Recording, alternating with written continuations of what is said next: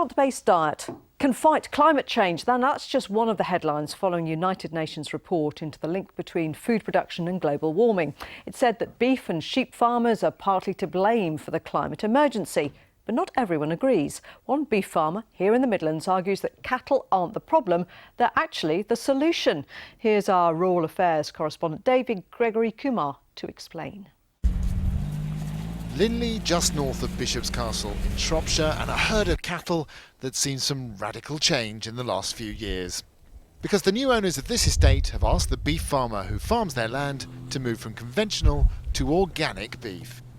As a farmer wanting to provide an income for my family, I was a little bit horrified, but actually after doing quite extensive research and looking at different methods, I'm fully sold on the idea now. And on this farm, that idea is regenerative grazing. Every few days the electric fence is moved and the cattle can enjoy a fresh patch of pasture. No fertiliser, no pesticides, just a diet of lush, long grass. Come on, help, help! By growing the grass a lot longer, it's able to put far deeper roots down into the soil, which is making the biology in the soil work far better. It's able to add more organic matter back into the soil and capture far more carbon. In other words, these cattle aren't a climate change problem, rather they're part of the solution. So why all the headlines saying beef is bad?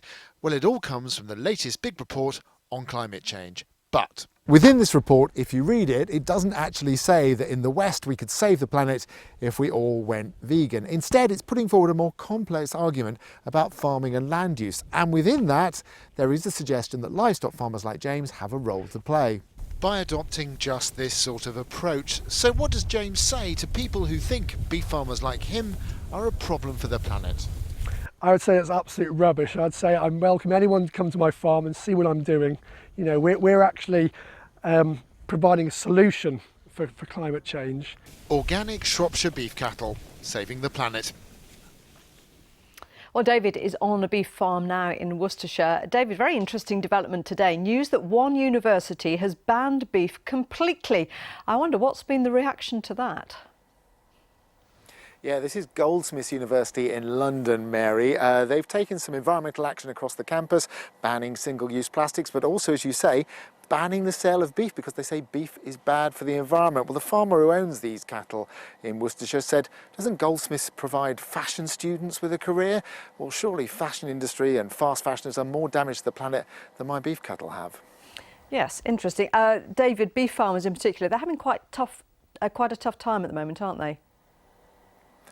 They are, Mary. The farmer here will sell these animals at a loss, as will many of the other farmers right across the Midlands this year, partly because consumption is down slightly, about 1% year on year, maybe because everyone's going vegan, maybe because it's a bit rubbish, so nobody's having barbecues in this weather, nobody's buying beef burgers for weekend beef barbecues anymore. But there is a lesson here from James Evans, the farmer in my report, because he tore up entirely how he did his beef farming, and that didn't just boost his green credentials, it also boosted his profitability.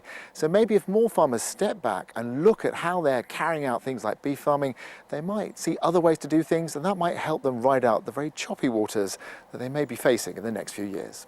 OK, David, thanks very much for that.